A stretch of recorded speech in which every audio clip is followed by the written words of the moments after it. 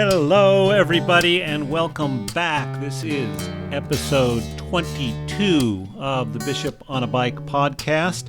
We had a little summer hiatus, took a break, did some bicycling, some camping, got to go to a lot of different places, and of course, all around New England, which is beautiful in the summertime. This episode 22, as we launch into the fall season, is with Richard Blackburn, who is the executive director and the primary instructor at the Lombard Mennonite Peace Center.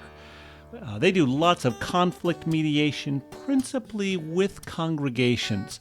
Now, this conversation that I had with Richard about a month ago was recorded on a telephone line. It's not the greatest quality, but the content is superior.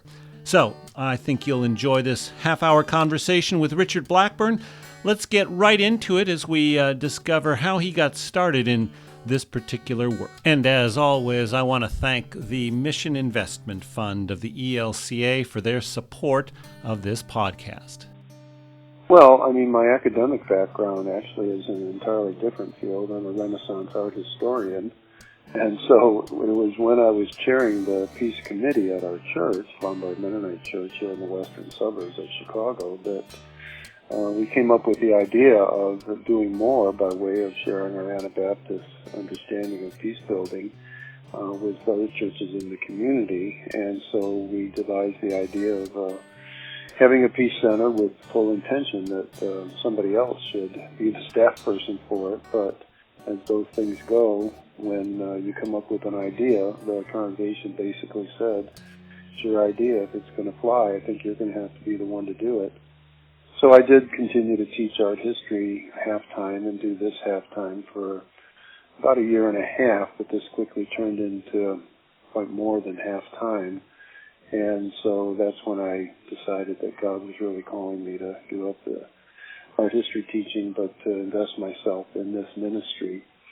And originally focusing more on the international peacemaking issues. This was in the 1983 that we started, so that was when, in the midst of U.S.-Soviet relations, nuclear arms race, Central America issues, and churches were coming to us as Mennonites saying, given your historic peace tradition, help us understand how to deal with these issues.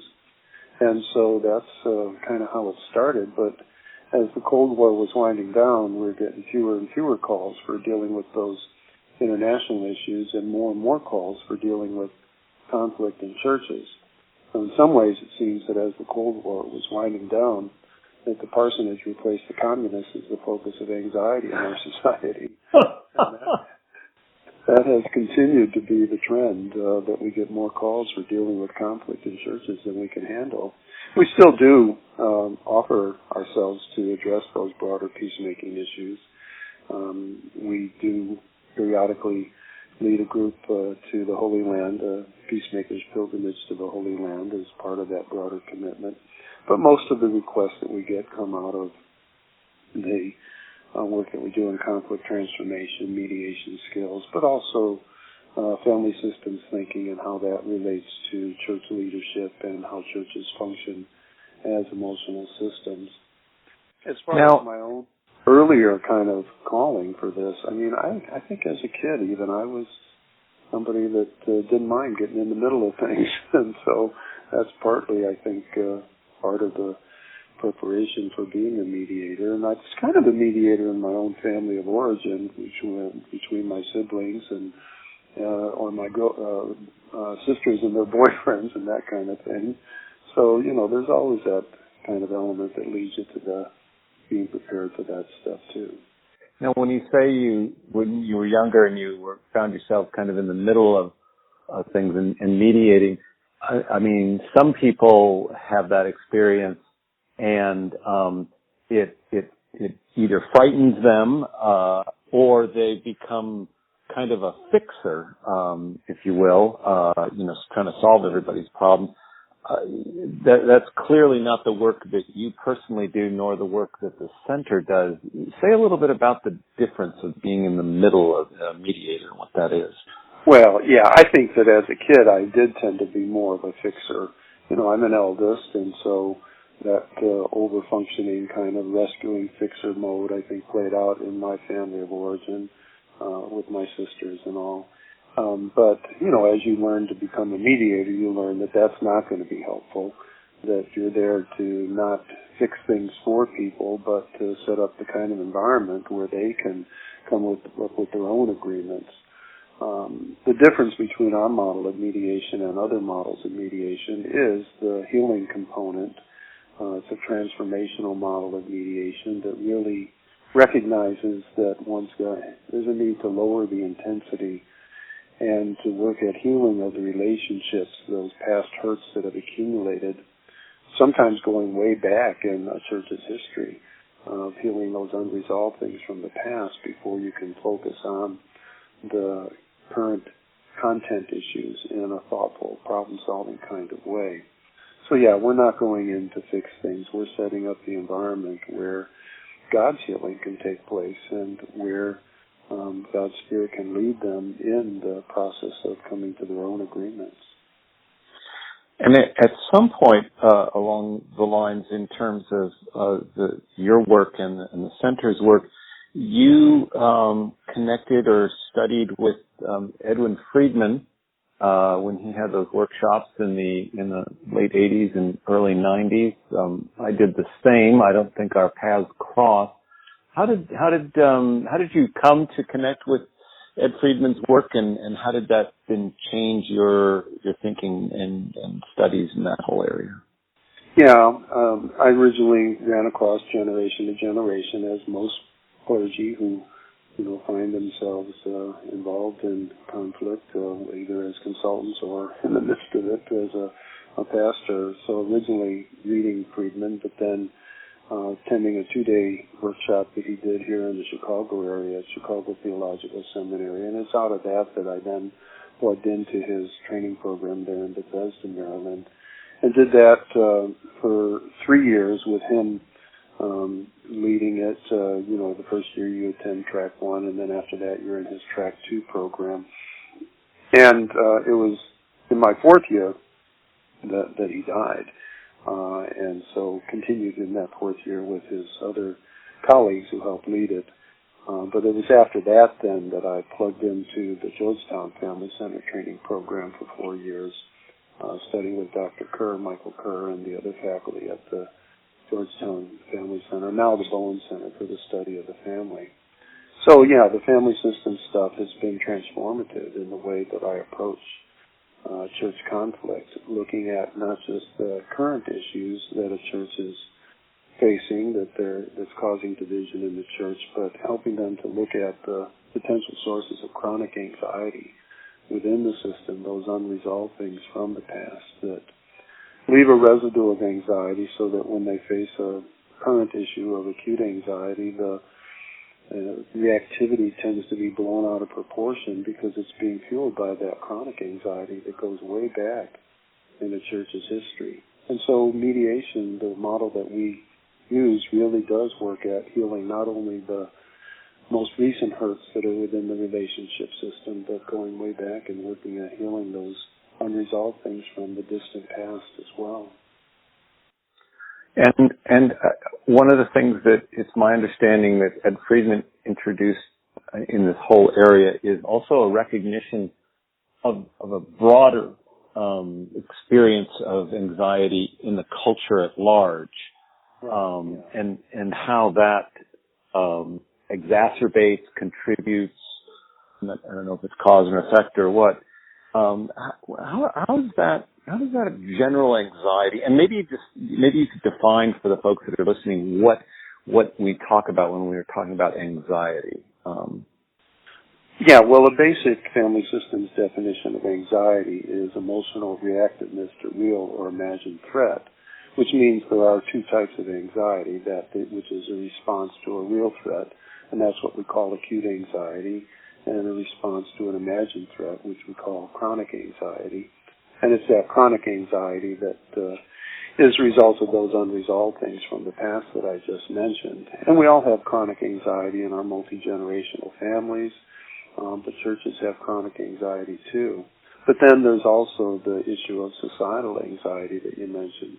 And that, of course, does come out of Murray Bowen's 8 concepts of Bowen Family Systems Theory, that one of the latter concepts that he developed was the one that he came to call initially societal regression, but then it was pointed out to him that there can be moments of societal progression, too, so he changed the concept to the idea of emotional process in society. And it's that which Friedman really then was able to build upon significantly in helping us to see how the anxiety that's out there in society is impacting us as individuals, impacting our churches, impacting other relationship systems. And so the way that chronic anxiety in society impacts relationship systems is that it often is such that power is leveraged to the weakest members of the system, so that in many churches today, it's not the most positive, the most visionary folks who are setting the agenda, but in many churches today, it's the most negative, the most recalcitrant, the most chronically complaining folks who are allowed to set the agenda.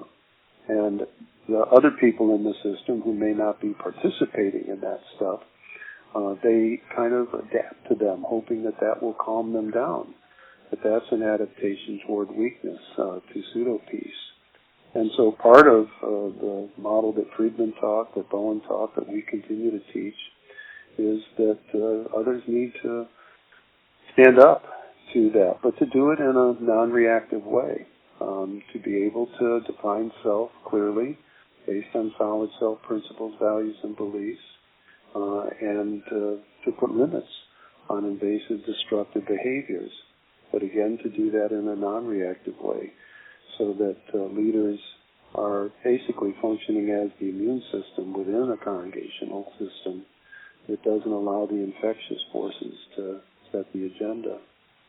And sometimes, when people are allowing those negative reactive forces to set the agenda, you will go in there as a consultant and ask other people who were not participating in those behaviors to ask, so why did you not stand up to it? Why did you say no to those negative, destructive behaviors? And they respond with some variation of, well, that's the way those people always are. The pastor should just have a thick skin, not take it so personally.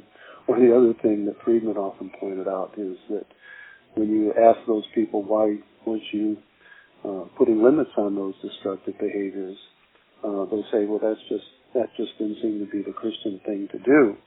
But Friedman, as a Jewish rabbi, was fond of pointing out that he's aware of a lot of Jewish synagogues where they're unwilling to put limits on invasive, destructive behaviors, even in Jewish synagogues, because it's not the Christian thing to do.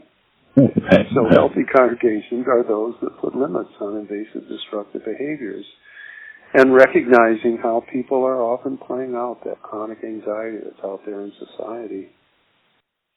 Yes, and as you're describing that, I can't tell you the number of conversations I have with pastors, mostly, occasionally lay leaders in congregations, where what you just described is exactly what's happening, and it happens again and again and again. I just recently had a conversation with a pastor who was facing a situation where somebody was acting and behaving and speaking in a way that was very not only destructive, just inappropriate for any kind of setting, family, church, corporate, military, wouldn't matter. And yet no one except the pastor said that's really inappropriate. And so some pastors, I find, either do that, they step in and they say, you shouldn't do that, and so the congregation lets them do that for them, or they don't do anything, and then nothing happens. And it seems to me, if you're going to change a congregation in this way, this is not just we're going to do a one workshop and have a newsletter article. This is long-term work, isn't it? That's right, yeah. And so working with clergy and other lay leaders even who are motivated to do this, they often attend our Clergy Clinic and Family Emotional Process, which is a program that meets 3 times a year, 3 days each, and 3 days in the fall, 3 days in the winter, 3 days in the spring. And many people then go on to attend the Advanced Clergy Clinic. And the Advanced Clergy Clinic is one where follows the same pattern, but each year we have different guest presenters, and our topics that we present are always new and different, so that we've got people that have been coming to Advanced Clergy Clinic for almost 20 years, ever since we began the program, where every year they come back because they know they're going to be continually nourished and reminded of how to function as a healthy leader, given the dynamics of churches, and how to be that differentiated leader. And it's interesting how, particularly for the clergy clinic, it's important that people begin in the fall, because part of the program is to do your own family of origin work, do a family diagram, and one of the afternoons on each of those 3-day visits, you're in a family of origin group with no more than 4 people in the group and an experienced family systems practitioner as your coach. And everybody presents their family diagram and gets some coaching on how they can go back into the family and be more of a differentiated self. And we always want to have the first session in the fall so that people can get some coaching before they go home for their duty visits over the holidays. And we actually ask people to, see how long they're able to remain a differentiated self when they visit their family over Thanksgiving or Christmas. And so far the record's 33 seconds before they suck you back into that old emotional system. They start treating you like you were when you were a teenager. You know what families do. And then they come back in the winter, get some report on how they did, and get some further coaching. And then one of the other afternoons, each those 3-day visits, is they're in a case study group where they present case studies from their congregational system for coaching. So it's a program that does take time. And it's not one that pastors can typically kind of go in and try to teach this stuff to their own parishioners, to their own leadership. Because oftentimes when pastors try to teach this stuff, it comes across as you're diagnosing us, you're diagnosing the congregational system. And diagnosis tends to polarize. So we're really encouraging pastors not to go in and try to teach this stuff so much to their congregations as simply model it, simply be that differentiated presence. And then to have, if there is going to be any teaching, to have that be from somebody coming from the outside, where people are better able to hear it from an outside person than hearing it from the pastor. And so our Healthy Congregations workshop, or the Leadership and Anxiety in the Church workshop, or the Facilitating Healthy Pastor-Congregation Relations workshop being some of those that are shorter training experiences for congregational leaders to attend and get exposed to this material. And sometimes those leaders will follow up with doing book studies of Peter Steinke's books or Ron Richardson's books as a way of further reinforcing those learnings. But it does take time before this stuff sinks in. It's not just a one-weekend workshop experience. Let's just kind of continue this, but kind of shift a little bit into conflict mediation in congregations. You said at the very beginning that was really, the work that the Lombard Center began was more international, and then they, moved into this congregational work. What's typically the work that you do? And I know you do 2 things really in this area, at least 2. One is you actually do conflict mediation in congregations, and the other is you do workshops to help people learn how to do conflict mediation in congregations. Could you say a little bit about the work that you do when you are actually called into a congregation to do conflict mediation? Yes. When a church calls up us, they've reached a really high level of intensity of conflict that is often widespread throughout the whole church system. It's often focused on clergy. Often, when there's an effort to force a clergy person to leave, that's when they kind of hit bottom and they finally reach out to us for outside help. And when we're getting called into that kind of situation, it really does require a full-scale congregational mediation process. And it's a 6 to 12-month process, depending on how we work around holidays and summer schedules.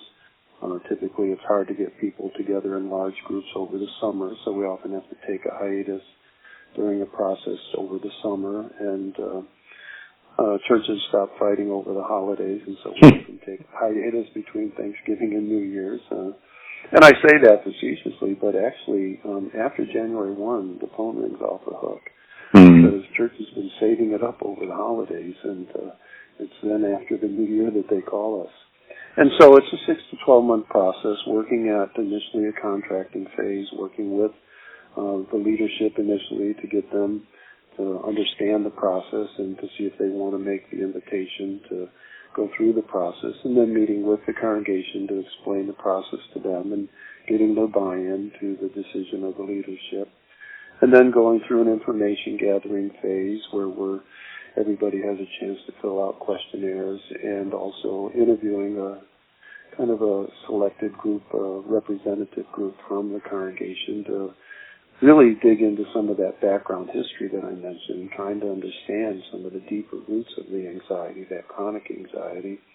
And then educational workshops. We do both the Conflict in the Church workshop, entrusted with the message of reconciliation, Friday evening, Saturday workshop, and then the Healthy Congregations workshop, again, Friday evening, Saturday version, as a way of helping people to begin the process of self-examination, helping them to look at their own functioning as a key to setting things up for the healing that will come later in the process. And then the information gathering is concluded with a series of small group structured dialogue sessions where everybody in the church gets an opportunity to sign up for one of these small groups, no more than 12 people in the group, an hour-and-a-half session, where we're documenting interest, giving everybody some uninterrupted time to say whatever they want to about the situation. And then there's a written report that summarizes all that information, and then we move into the healing phase of the process, which is typically 2 or sometimes 3 sessions. These are typically Saturday sessions, 8:30 to 1:30. Time frame works well, where we're surfacing those unresolved things from the past, starting off with the things from the distant past, helping people to share the hurts that they've experienced in a safe, structured dialogue context where they are sharing them directly with somebody who they see as having contributed to their hurt, and structuring the listening so that the person sharing the hurt feels heard until they can come to the point of saying they're ready to let it go. But before that, we invite each person then to make a statement of regret, confession, apology, something they now recognize that they could have done differently, as a way of helping to move toward that letting go, and basically working at forgiveness. And then continuing, giving others an opportunity to do that, working from the more distant past all the way up into the more current situation. And for churches that have a long residue of chronic anxiety, that's why it often goes to 3 of those sessions, dealing with hurts from the distant past and the more recent past. And then after clearing away all the hurts from the past, that's when we move into the problem-solving phase of the process. And that's typically 2 of those Saturday sessions, 8:30 to 1:30. And working at coming to agreements on some of the substantive issues that they've been facing. The first session, where they have been reflecting on the interests that had been documented earlier in the process that have now been categorized under workable problem areas, and having them do some initial brainstorming, and then getting into groups, assigning one of the workable problem areas to each of the small groups. And their assignment is to look at all the ideas that have been brainstormed and put together a proposal that is their best effort at a win-win resolution on that particular topic. And those proposals are then typed up in preparation for the second session and distributed so that it's in the second session that we work with the large group of having each small group present their proposal and then clarifying it and ultimately working at building agreement around those proposals. And then a final worship service that symbolizes the healing that's occurred. So that's why it is a 6 to 12 month process, working around things that are already on our calendar, things that are already on the church calendar, so that it's something that can really bring revival to a church if they're seriously doing that, pursuing that challenge that we're issuing throughout of all parties moving beyond blame and doing serious self-examination and participating in the process in the spirit of genuine self-examination and mutual confession that has a way of really inviting God's Spirit to bring healing in very powerful ways. Sometimes that healing is just so powerful that you can just feel the palpable presence of God's Spirit at work.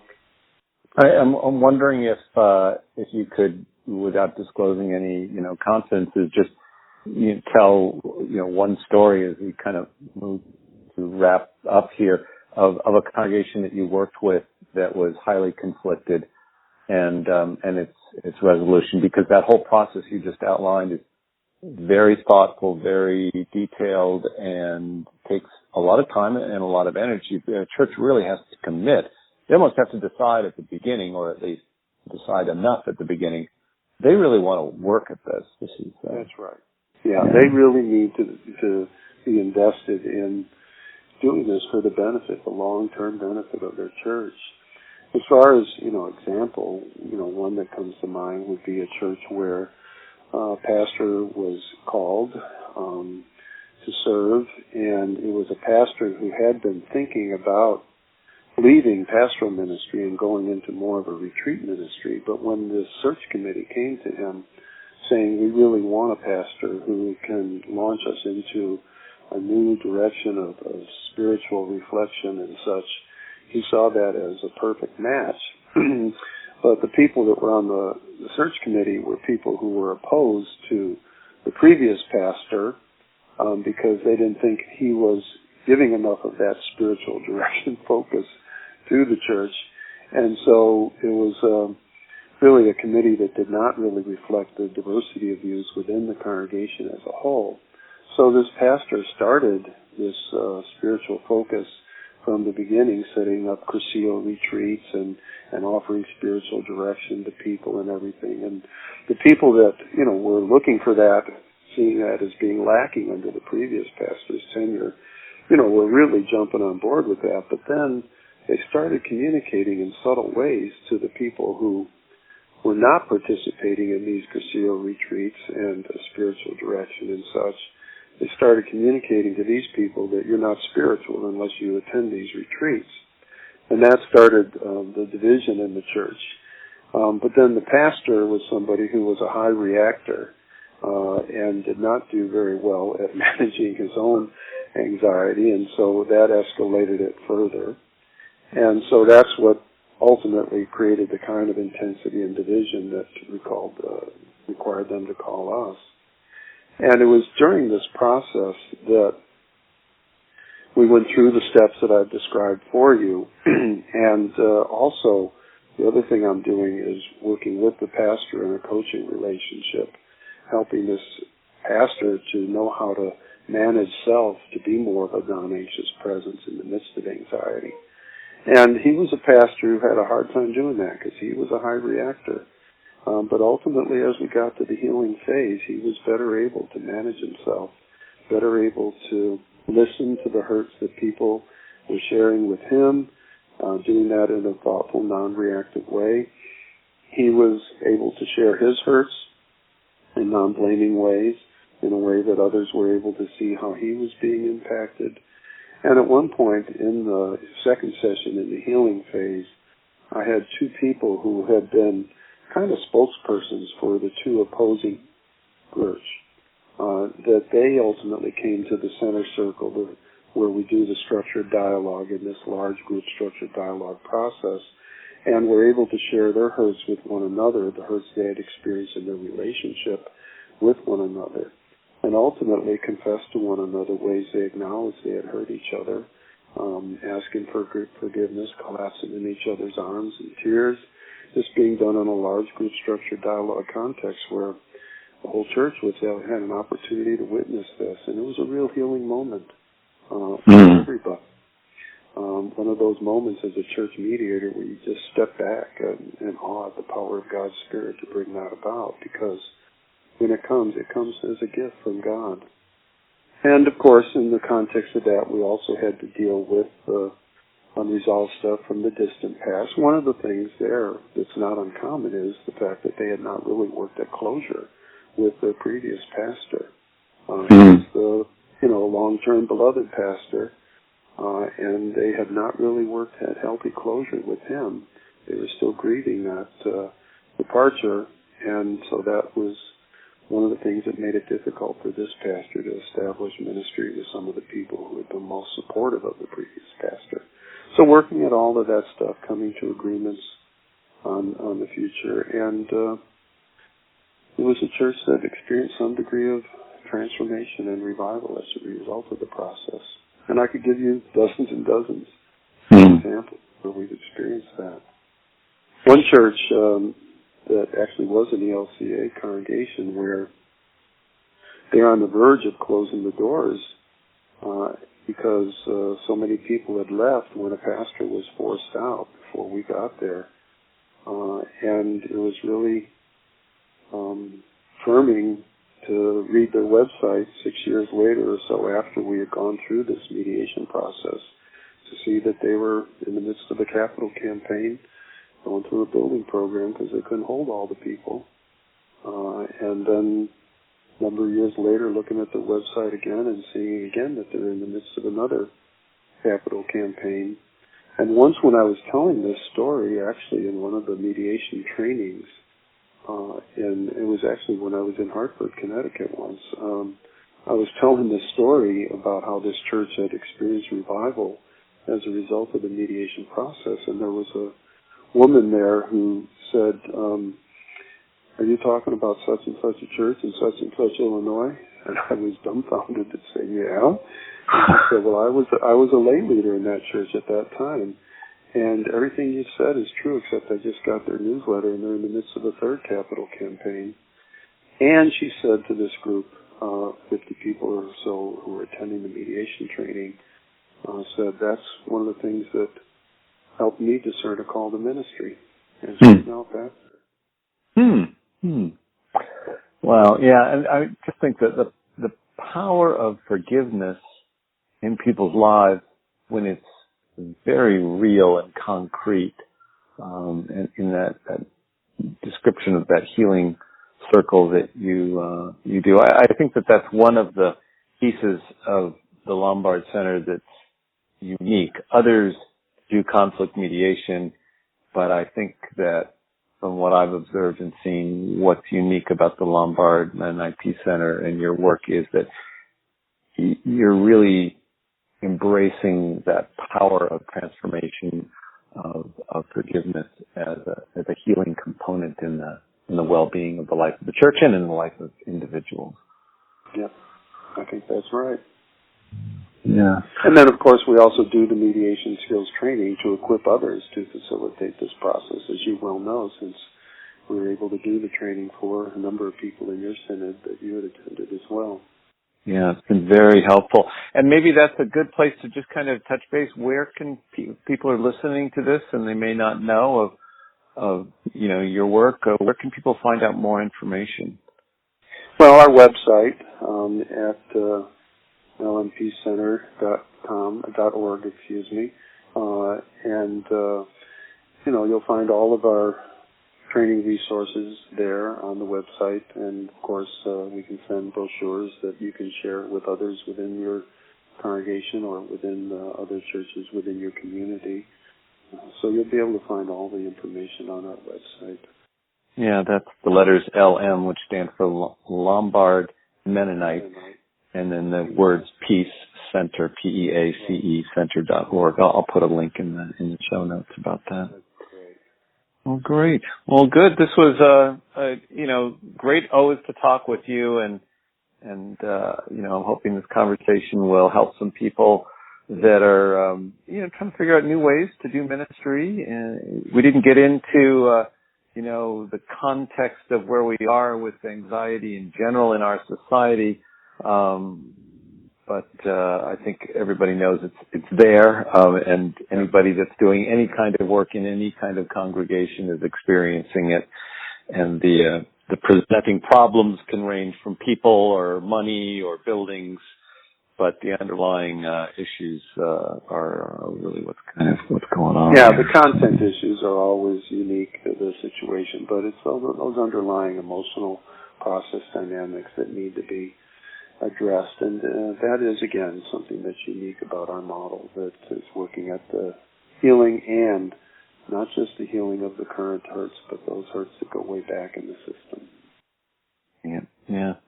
And as a final question, if there was, if you had one book you were going to recommend to people that they could pick up and start to explore a new way of thinking about mediation or this work in general, what comes to mind?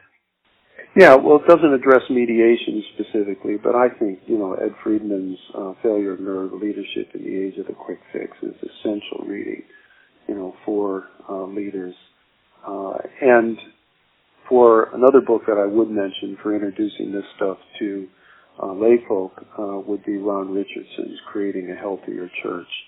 That puts it in a very readable format for doing a book study, maybe with pastors and lay leaders doing a book study together. Mm-hmm. Yeah. Good, two very good suggestions. And a friend of mine just sent me a new copy of A Failure of Nerve because he felt I needed a new one. Because the new one is the 10th anniversary edition, which is very similar. The only difference is it's pulled out quotes from the texts that were kind of favorites, and so you get a little taste of Ed Friedman's quirkiness and thinking and quips and so forth as you read through it. So. Yeah, his paradoxical approach is really unique to him. Yes, indeed, yeah. Good. Well, thanks very much. I appreciate this. Thank you for the opportunity. I look forward to listening to it myself.